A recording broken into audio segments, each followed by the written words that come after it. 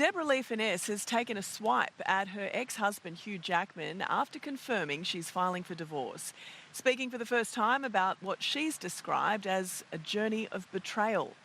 Hugh Jackman spent nearly 3 decades telling every interviewer, every audience, and every camera that pointed at him that his wife was the greatest thing that ever happened to him.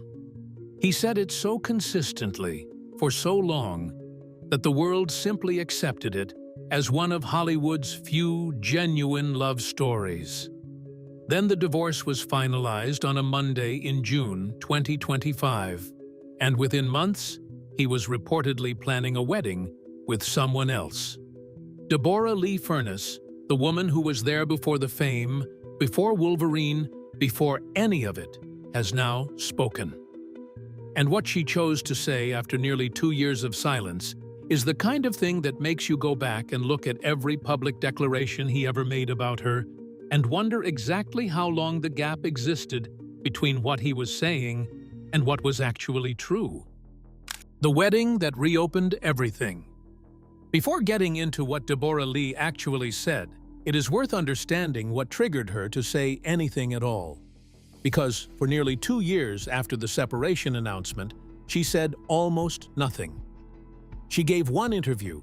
She attended a film screening. She let the story exist in tabloids without adding to it. That kind of sustained public silence from a woman who had every reason to speak is itself a statement, and it makes the moment she finally did speak considerably more significant. What broke that silence was not the separation. It was not the divorce filing in May 2025. It was the speed of what came after. Reports began surfacing in late 2025 that Hugh Jackman had proposed to Sutton Foster during a New Year's vacation in Costa Rica. According to sources, he was telling friends about the engagement even before Sutton's own divorce from screenwriter Ted Griffin had been finalized. By early 2026, entertainment outlets were reporting that the couple was planning a small private ceremony in New York, with Ryan Reynolds reportedly lined up as best man and a guest list drawn heavily from Hugh's Australian circle. Then came the detail that sources close to Deborra-Lee described as the sharpest part of all of it. Hugh reportedly had no intention of signing a prenuptial agreement with Sutton, despite having accumulated a fortune estimated at $387 million during his previous marriage. A fortune that was built, in no small part, during the years Deborra-Lee was beside him, raising their children, relocating across the world for his career, and providing the kind of stable domestic foundation that allows a person to focus entirely on becoming one of the biggest movie stars on the planet. The absence of a prenup with a new partner, after a marriage of that length and financial scale, is the kind of detail that requires no additional commentary to land. It lands entirely on its own. When sources close to Deborra-Lee were asked how she felt about watching Hugh and Sutton appear together publicly, the response was 5 words: a real kick in the teeth. Not rage, not a lengthy grievance, just that phrase, delivered with the particular flatness of someone who has already processed the worst of it and is now simply describing what remains. And what remains, apparently, is a woman who bought the Manhattan penthouse they had shared for $1.7 million 2 days before filing for divorce. She secured that property in her name before she filed a single document. That is not the move of someone caught off guard. That is the move of someone who had been quietly preparing for an outcome she could see coming long before it arrived publicly. Deborra-Lee's formal statement, released to the Daily Mail, used language that was the exact opposite of the careful corporate phrasing in the joint separation announcement 2 years earlier. She wrote about the traumatic journey of betrayal and described it as a profound wound that cuts deep. That word, betrayal, was not accidental. It was chosen by a woman who had waited 2 years to say anything and used her first real opportunity to say exactly what she meant. To understand the full weight of that word, you need to go back 30 years. Because the story of how this marriage began explains almost everything about why its ending hit the way it did. She was the star, he was the newcomer. Here is the part of this story that tends to get lost in the coverage of the divorce. Deborra-Lee Furness was not an unknown actress who built her identity around being Hugh Jackman's wife. She was an established, award-winning performer before Hugh Jackman existed in any public conversation whatsoever. And that context matters enormously when you try to understand what the last 30 years actually cost her. She trained at the American Academy of Dramatic Arts in New York. She worked in the United States on Falcon Crest before returning to Australia, where she built a reputation as one of the most respected actresses in the country. In 1988, she won Best Actress at the Australian Film Critics Circle for her lead role in the film Shame. By the time she was cast as the lead in the 1995 television series Corelli, Deborra-Lee Furness was a name that Australian audiences and industry professionals recognized. Hugh Jackman, at that point, was 25 years old and fresh out of drama school. Corelli was his first professional acting job. He played a prisoner. She played the psychologist assigned to work with him. By his own account, the attraction on his side was immediate. By her account, she was considerably more cautious. She was 13 years older than him. She had been in the industry long enough to understand exactly what people would say about a woman in her position falling for a younger man. And she was right about what they would say, because they said it for years. She tried to end the relationship early, telling him the age gap was too significant, that it would create problems that goodwill alone could not solve. Hugh Jackman, with nothing to his name except talent and what he described as absolute certainty, refused to accept that. He told her the age difference was irrelevant. He told her she was the person he wanted. Within 4 months of dating, he proposed.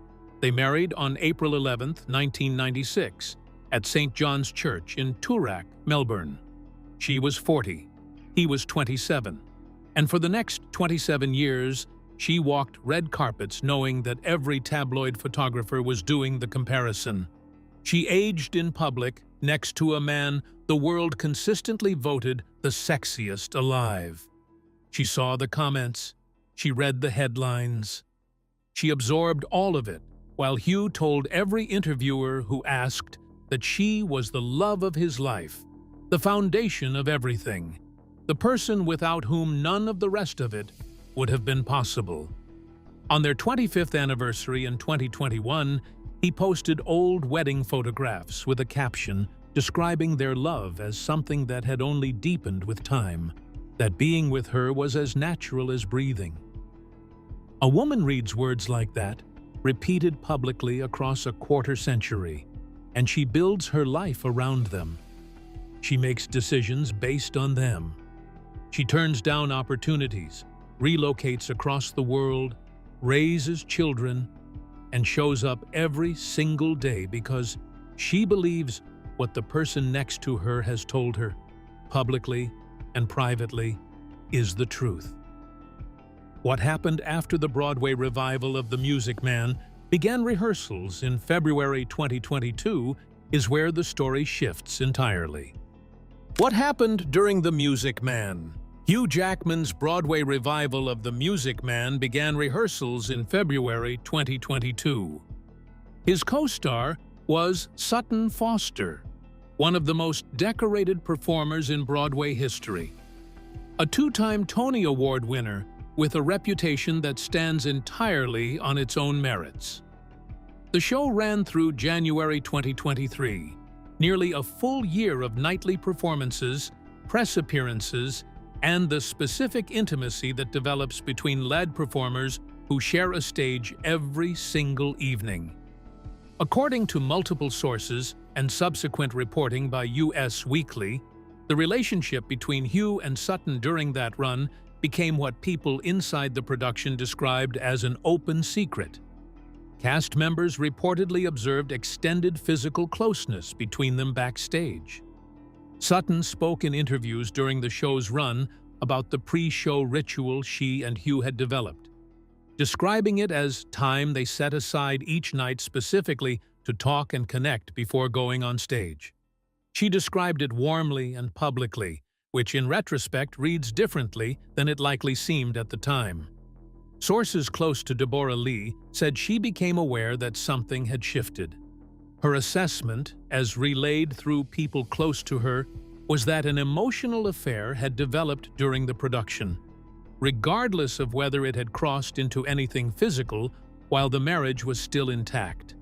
And for someone who had been with one person for nearly 3 decades, the distinction between emotional betrayal and physical betrayal is less significant than people outside the situation tend to assume. The turning away is the wound. The specific direction someone turns toward is secondary. What makes the timeline of 2023 particularly difficult to sit with is the sequence of events. In April of that year, Hugh posted a public anniversary tribute to Deborra-Lee. In May, the two of them attended the Met Gala together, walking the carpet the way they had done for years, presenting the image that had become one of Hollywood's most familiar. 4 months after that, on September 15, 2023, they released a joint statement announcing their separation after almost 3 decades together. The language of that statement described their situation as a shift in their journey and attributed the decision to a desire to pursue individual growth. It was the kind of language that is specifically constructed to say as little as possible while sounding considered and mutual. If you have ever been on the receiving end of careful, rehearsed language from someone who has already decided, you understand precisely what that phrasing conceals. Deborra-Lee said nothing publicly for nearly 2 years after that statement. She attended a film event in May 2024 and, when a journalist asked what the previous year had taught her, responded that she had learned she was strong and resilient. That answer, offered quietly, without elaboration, is the kind of thing a person says when they are still in the middle of surviving something and are not yet ready to describe what it actually was. Meanwhile, in October 2024, Sutton Foster filed for divorce from her husband of a decade, screenwriter Ted Griffin. In January 2025, Hugh and Sutton were photographed together in Los Angeles, their relationship now visible and confirmed. Whatever had existed in the space between friendship and something else during the Music Man was now public. The divorce, the penthouse, and the paper trail. The financial architecture of the Jackman divorce tells its own story, and it is worth examining in some detail because the decisions Deborra-Lee made in the days before filing reveal a woman who understood exactly what she was doing and had thought carefully about how to protect herself. On May 21, 2025, 2 days before filing for divorce, Deborra-Lee paid $1.7 million to acquire sole ownership of their Manhattan penthouse. She did not wait to see how the asset division would play out. She moved first, secured the property in her own name, and then filed. That sequence is deliberate. It reflects legal and financial preparation that does not happen overnight. The divorce was finalized in early June 2025. The total marital estate was estimated at $387 million, accumulated across nearly 3 decades that included Hugh's X-Men franchise earnings, his Broadway work, his various endorsements, and the properties the couple held in Manhattan, the Hamptons, Australia, and England. The split of that estate has not been reported in complete detail, but the overall scale of what was being divided reflects just how much had been built during those 27 years. Deborra-Lee's public statement, released around the time of the filing, was the first time she had spoken in anything approaching direct terms about what had happened. She wrote about the traumatic experience of betrayal and described it as a wound that cuts deeply. She expressed compassion for others who had experienced similar situations. The statement was brief, but it used the word betrayal twice, which is not an accident when a person has had nearly 2 years to decide what they want to say and how they want to say it. Hugh and Sutton's response to what was coming next reportedly caused its own friction. Multiple outlets began reporting that Deborra-Lee was in discussions with publishers about a memoir covering her marriage, her divorce, and her experience navigating the aftermath. Sources indicated there was genuine interest from multiple publishers and that she had been keeping detailed personal notes, described by people familiar with the situation as a divorce diary, throughout the separation period. Hugh was reportedly aware that the book was a possibility and had hoped she would decide against it. Sources connected to Hugh and Sutton described the project in terms that suggested anxiety rather than indifference about what it might contain. A woman who spent 27 years keeping the private details of her marriage private, who said almost nothing publicly for 2 years after her separation, who chose her words with evident care when she finally did speak, is not someone who would undertake a memoir carelessly or without knowing precisely what she intends to say.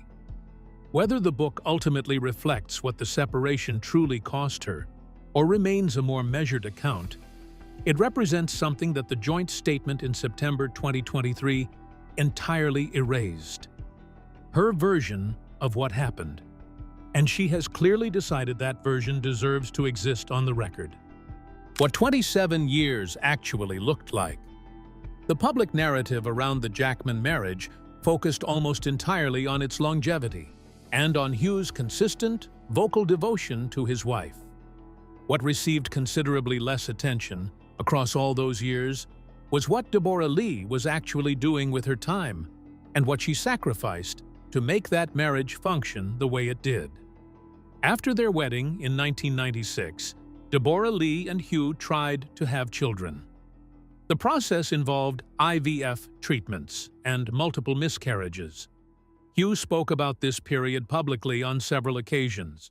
Deborra-Lee spoke about it considerably less, which is itself a meaningful detail about how she processed difficult experiences and which one of them was more comfortable using their private pain as public content.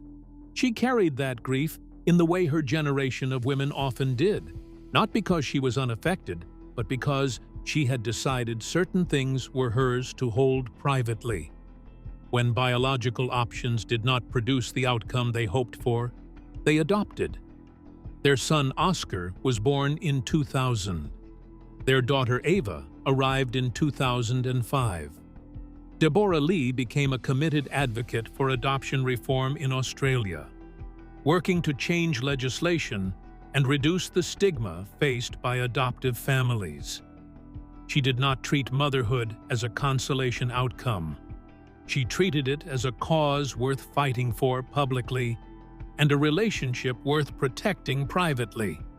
That advocacy work, which continued for years and involved direct engagement with Australian lawmakers, was entirely her own initiative. It was not connected to Hugh's career or his public profile.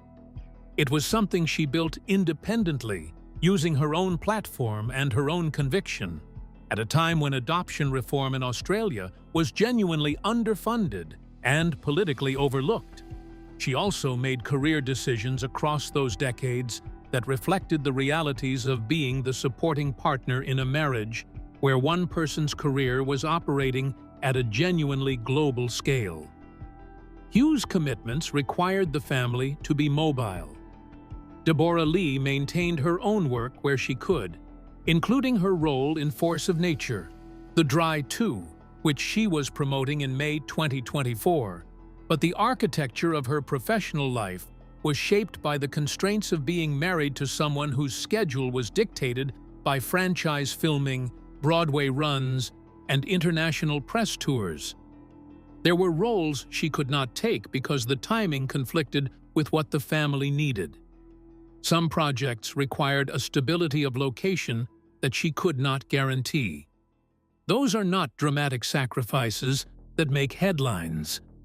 They are the quiet, accumulated costs of building a life around someone else's trajectory. And they rarely get factored into the public accounting of what a marriage actually contains. The specific cost of that arrangement is something that becomes visible only in retrospect. Once the marriage is over, and you look back at the record of what each person gave and what each person received.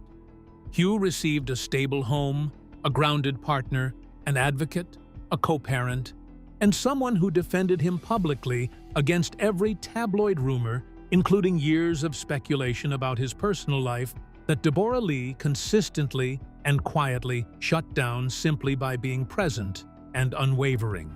What she received was 27 years of public declarations that were apparently more comfortable for him to make than they ultimately were for him to sustain.